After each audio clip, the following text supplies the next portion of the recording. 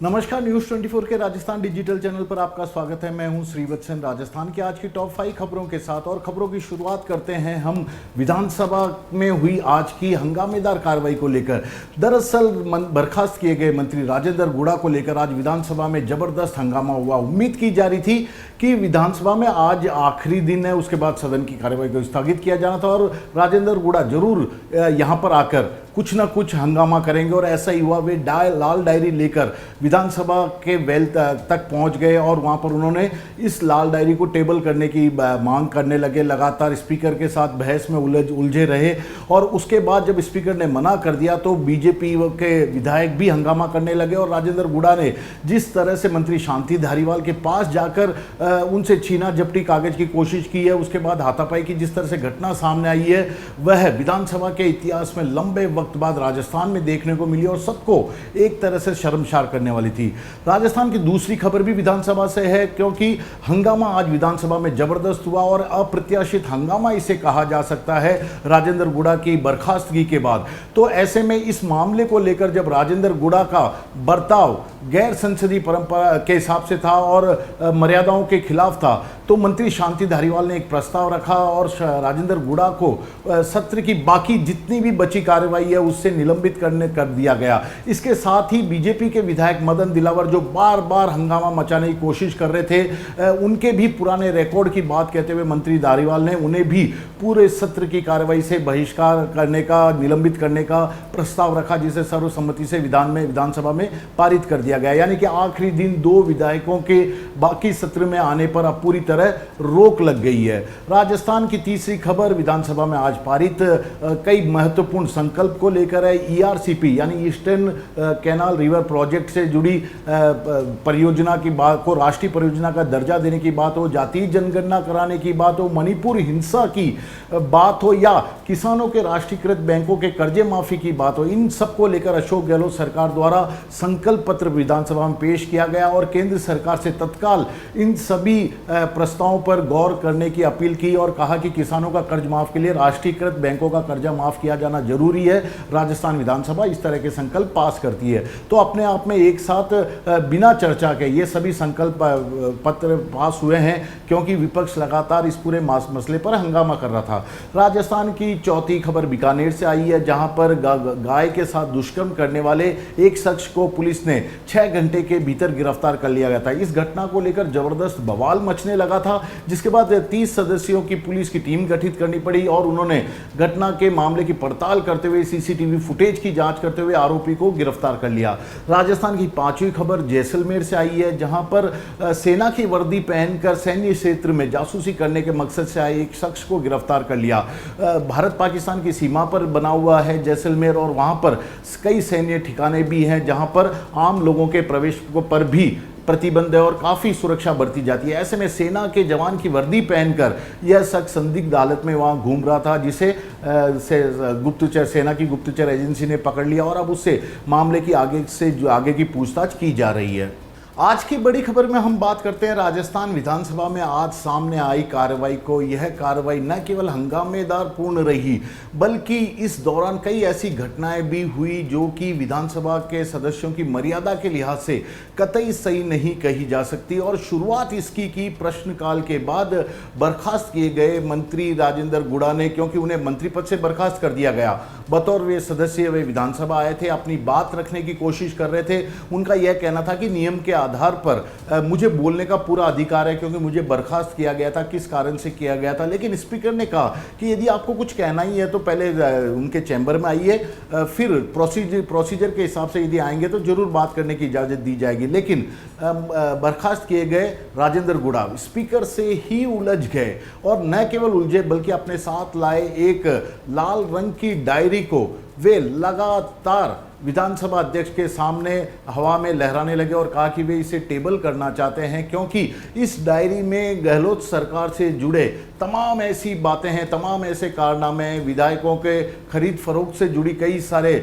सबूत मौजूद हैं कि किस विधायक को सरकार बचाने के लिए कितना पैसा दिया गया, राज्यसभा चुनाव के दौरान कितना पैसा विधायकों को, निर्दलीय विधायकों को दिए गए। इस तरह की तमाम जानकारियां हैं और इसी को वे सदन के पटल पर पेश करना चाहते थे। लेकिन स्पीकर ने उन्हें कहा कि ऐसे कोई चीज़ पेश नहीं होती है, पहले उसके बारे में बताइए, ठोस सबूत होने पर वे इसकी अनुमति देंगे। लेकिन राजेंद्र गुड़ा नहीं माने। और इस बीच जब संसदीय कार्य मंत्री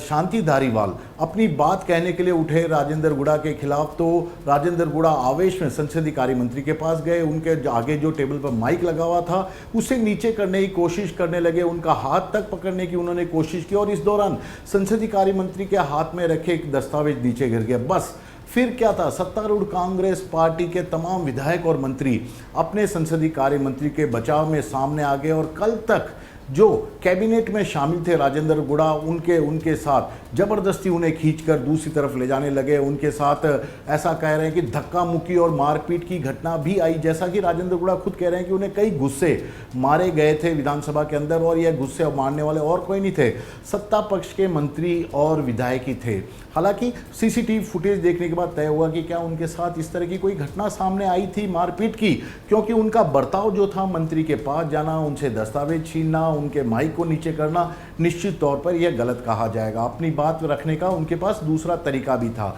विधानसभा में जब राजेंद्र गुड़ा आज काले कलर की शर्ट पहनकर लाल डायरी लहरा रहे थे, तब विपक्ष ने भी जोर शोर से बाजार से लाई हुई लाल कलर की कई डायरियां हवा में लहराई और सदन से इस लाल डायरी में छुपे राज को जानने की कोशिश करते रहे। आखिरकार इस लाल डायरी में ऐसा क्या था जिसके कारण राजेंद्र गुड़ा को मंत्री पद से बर्खास्त कर दिया गया, उन्हें विधानसभा में इस लाल डायरी को पटल पर रखने नहीं दिया गया और एक साथ तमाम विधायक और मंत्री उन पर टूट पड़े इस लाल डायरी को छीनने। और आखिरकार तभी राजेंद्र गुड़ा को छोड़ा गया था जब यह उनके हाथ में थी, जो लाल डायरी थी वह कांग्रेस विधायकों के हाथ में नहीं आ गई थी। अब यह लाल डायरी विधानसभा के अंदर से ही राजेंद्र गुड़ा से छीनी गई है। तो नियम यह कहता है कि विधानसभा के अंदर कोई चीज़ यदि इस तरह होती है तो विधानसभा की एक तरह से प्रॉपर्टी मानी जाती है। तो क्या सरकार इस लाल डायरी को विधानसभा के पटल पर रखेगी और इसका राज कभी सामने आएगा, ये अपने आप में बड़ी बात है। लेकिन राजस्थान की राजनीति में पिछले 3-4 दिनों से देखा जाए तो यह लाल डायरी सबसे ज़्यादा सुर्खियों में है और इस लाल डायरी के लिए कहा जाता है कि इसमें पिछले 3 सालों में कांग्रेस सरकार से जुड़े कई ऐसे दस्तावेज, कई ऐसे राज हैं जो कि सरकार और सत्तारूढ़ कांग्रेस पार्टी के लिए परेशानी का सबब बन सकती है। बस यही कारण था कि अपनी मंत्री पद से बर्खास्तगी के बाद इस डायरी को लेकर वे विधानसभा तक आ गए राजेंद्र गुड़ा और यहाँ पर लगातार हंगामा मचाने लगे और विपक्ष भी जानता था कि लाल डायरी में बहुत सारे राज छुपे हैं जो कि उसे राजनीतिक रूप से कांग्रेस को घेरने का एक बड़ा मौका देंगे और यही कारण था कि बाजार से वैसे ही कई सारी लाल डायरी लेके आ गए और लगातार लहराते रहे इस लाल डायरी का राज जानने के लिए। अब जरा इस लाल डायरी के बारे में भी जान लीजिए। कहा जा रहा है कि अशोक गहलोत के सबसे करीब धर्मेंद्र राठौड़ के घर जब इनकम टैक्स ईडी के छापे पड़े थे तो उस इनकम टैक्स के छापे के दौरान राजेंद्र गुड़ा को यह कहा गया था कि इस लाल डायरी को वह किसी तरह वहां से लेकर आ जाए और राजेंद्र गुड़ा ने भी अपनी सूझबूझ और या उस वक्त जो भी कहें उनकी क्षमता का परिचय देते हुए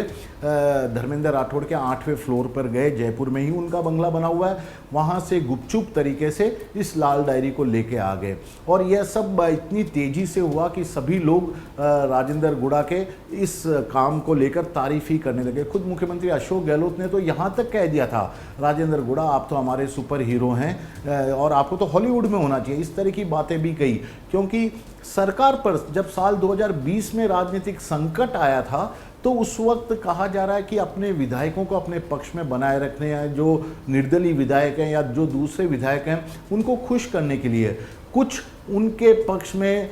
सरकार द्वारा किया गया था, उनकी उन सभी बातों की तमाम जानकारियां इस लाल डायरी में हैं। ऐसा राजेंद्र गुड़ा बार बार कह रहे हैं कि नकद जो लेन देन हुआ था, सरकार जिस तरह से विधायकों को रुपए दिए थे अपनी सरकार को बचाने के लिए, तो उससे जुड़ी तमाम जानकारियां हैं। उन विधायकों के नाम भी हैं कि किसने कितने रुपए लिए, किस तारीख को लिए, किस वक्त लिए, इस तरह की जानकारियां हैं। ऐसा राजेंद्र गुड़ा का लगातार इस लाल डायरी को लेकर आरोप भी, और पहले दिन से यानी कि अपनी मंत्री पद से बर्खास्तगी के बाद से ही वे लाल डायरी का जिक्र करना नहीं भूल रहे थे। अब लाल डायरी की जब तक बात आ गई है तो अब उससे जुड़ी कई और दिलचस्प बातें भी है, क्योंकि ऐसी केवल एक डायरी नहीं है। खुद राजेंद्र गुड़ा आज बार बार यही बोल रहे थे, उनके पास ऐसी 2-3 और डायरियां हैं जिसमें राज्यसभा के जब राजस्थान में चुनाव हुए थे तब निर्दलीय विधायकों को देने के लिए किस तरह का प्रलोभन दिया गया था या क्या चीज़ उनके पक्ष में की गई थी, उनकी भी विधायक के सभी विधानसभावार जानकारी है। किस विधायक को ऑब्लाइज किया गया था, इसकी जानकारी लाल डायरी में पूरी तरह लिखी हुई है। और यह डायरी और किसी ने नहीं बल्कि धर्मेंद्र राठौड़ की तरफ से लिखी गई है, जो कि उनके हाथ में लंबे वक्त से थी। और उसके बाद इस बात को जब राजनीतिक संकट गया तो अशोक गहलोत भी इस बात को भूल गए, कांग्रेस के तमाम नेता भी भूल गए, लेकिन अब यह लाल डायरी सामने आ रही है और उन्होंने विधानसभा के पटल पर इसे रखने की कोशिश भी की है। हालांकि यह डायरी विधानसभा में छीना झपटी के बाद कांग्रेस विधायकों के हाथ में तो आ गई, लेकिन उसके बाद कहाँ गई, इस पर कोई भी अब कुछ बोलने को तैयार नहीं है। यहाँ तक कि गहलोत सरकार के तमाम मंत्री और विधायक भी लाल डायरी से जुड़े किसी भी सवाल का जवाब देने से लगातार इनकार ही कर रहे हैं और इस सवाल को पूछते ही वे पलटकर वहाँ से जाना ही अपने आप के लिए मुनासिब समझते हैं। यानी कि लाल डायरी में राज तो छुपे हुए थे, किस तरह के राज छुपे हुए थे विपक्ष इसे ही जानने की कोशिश कर रहा है। और अब साफ कर दिया गया कि अब विधानसभा के साथ साथ सड़कों पर भी इस लाल डायरी के मुद्दे को लेकर विपक्ष जबरदस्त तरीके से कांग्रेस के खिलाफ मैदान में नजर आएगी और इस लाल डायरी में क्या राज है इसी को जानने की लगातार कोशिश करती रहेगी विपक्ष की ओर से, यह ऐलान कर दिया गया। खैर, ये तो हुई बात लाल डायरी की, लेकिन आज की विधानसभा की कार्यवाही ने विधानसभा के 2 सदस्यों का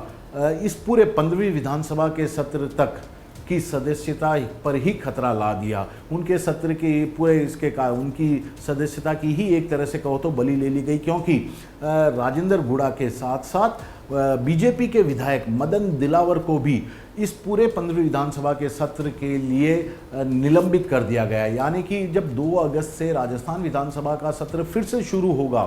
तो उसमें भी वे भाग नहीं ले सकेंगे। विधायक के तौर पर उन्हें जितने भी भत्ते और दूसरी चीज़ें मिल रही थी, अब आज से उन्हें वह मिलना भी बंद हो जाएगा। उनकी सदस्यता पर एक तरह से बुरी तरह से ग्रहण लग गया है। शायद किसी भी नेता के राजनीतिक जीवन के लिए यह सबसे दुखद पहलू होता है कि उन्हें पूरे सत्र की कार्रवाई के लिए ही निलंबित कर दिया जाए, क्योंकि अब सरकार पूरी तरह चुनाव मोड में है। जल्दी आचार संहिता लगने वाली है और पर्टिकुलर क्षेत्र की जनता उम्मीद करती है कि उनके विधायक कम से कम इस चुनावी साल में उनके लिए सरकार से किसी भी तरह अपनी मांगे मनवाकर उस क्षेत्र के विकास के लिए जरूरी सुविधाओं को, योजनाओं को मंजूर करवा लेंगे। लेकिन जब ये दोनों ही विधायक सत्र में ही मौजूद नहीं होंगे तो इनके विधानसभा से जुड़े कार्यों का, सवालों का, विकास योजनाओं का क्या होगा, कौन आवाज़ उठाएगा, यह समझा जाना मुश्किल नहीं है। लेकिन जिस तरह का बर्ताव राजस्थान विधानसभा में आज देखने को मिला, हंगामा, बहस, छीना झपटी, धक्का मुक्की और उसके बाद मारपीट के आरोप, शायद अरसे बाद राजस्थान विधानसभा में यह नज़ारा ऐसा देखा गया है, जो कि न केवल सत्तारूढ़ दल बल्कि विपक्षी दल के लिए भी कई सारे सवाल उठाता है कि क्या जनप्रतिनिधियों को इसी तरह का नज़ारा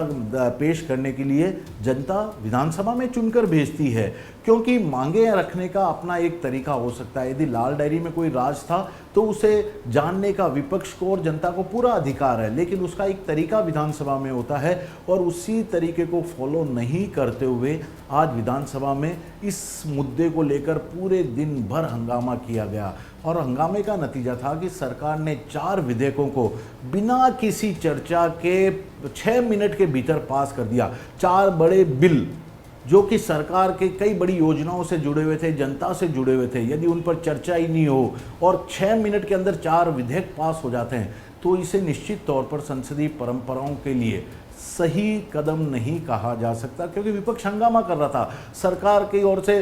जब यह विधेयक रखे गए तो विधानसभा अध्यक्ष इस पर चर्चा के लिए जो पूर्व में निर्धारित नाम थे उनको लगातार बुला रहे थे, लेकिन विपक्ष को लाल डायरी पर हंगामा करने के अलावा फुर्सत ही नहीं थी किसी और बात पर, और यही कारण था कि चर्चा तो हो ही नहीं सकी। हालांकि 4 संकल्प राजस्थान सरकार की तरफ से जरूर पास कर दिए गए, वो भी इसी तरह हंगामे के बीच ही पारित हुए। ईआरसीपी जो राजस्थान के 13 जिलों की सिंचाई और पानी से जुड़ी योजना है उसे राष्ट्रीय परियोजना का दर्जा देने का केंद्र सरकार से मांग को लेकर एक संकल्प प्रस्ताव लाया गया था। इसके अलावा राजस्थान सरकार ने सहकारी बैंकों के कर्जे तो माफ कर दिए, लेकिन जो राष्ट्रीयकृत बैंक है उनके कर्जे माफ नहीं करने के कारण कई किसानों को अभी भी कर्जदार बना रहना पड़ रहा है। आत्महत्या के लिए वे मजबूर हो रहे हैं, उनकी जमीन भी कुरकोरी है। राजस्थान सरकार चाहती है केंद्र राष्ट्रीयकृत बैंकों के किसानों के कर्जे भी माफ करने का आदेश जारी करे। इसे लेकर भी एक संकल्प पत्र लाया गया। मणिपुर की घटना को लेकर बड़ी ही रोचक बहस होने वाली थी इस संकल्प पत्र को जब पेश किया जा रहा था, लेकिन हंगामे की भेड़ में यह बात भी पूरी तरह अब हंगामे के तौर पे ही नजर आई, क्योंकि विपक्ष तो इस पर बोलना ही नहीं चाहता था मणिपुर की घटना पर, और सरकार के जो मंत्री बोलना चाहते थे विपक्ष के हंगामे के चलते उन्होंने भी बोलना नहीं मुनासिब समझा। और इस तरह जाति गणना जनगणना को लेकर जो एक और संकल्प लाया गया था उस पर भी कोई चर्चा नहीं हो सकी, कोई बहस नहीं हो सकी, कोई सुझाव नहीं आ सके। बस 4 बिल विधेयक पास हो गए और 4 संकल्प पास हो गए। यह राजस्थान विधानसभा की आज की कार्यवाही थी, जो कि पूरी तरह हंगामे की भेड़ चढ़ती नजर आई, और जिसने भी इसे देखा शायद वही अपने विधायकों के बर्ताव कामकाज को लेकर एक तरह से कई सवाल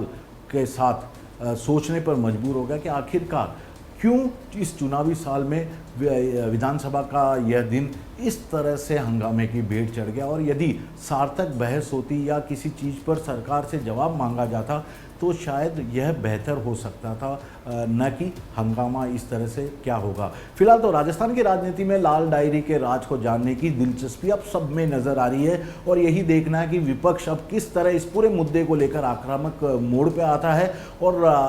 कांग्रेस सरकार किस तरह से अब डैमेज कंट्रोल में झुक जाती है, क्योंकि उसके लिए यह मुद्दा सबसे बड़ा राजनीतिक झटका देने वाला इस चुनावी साल में मुद्दा बनकर सामने आ रहा है।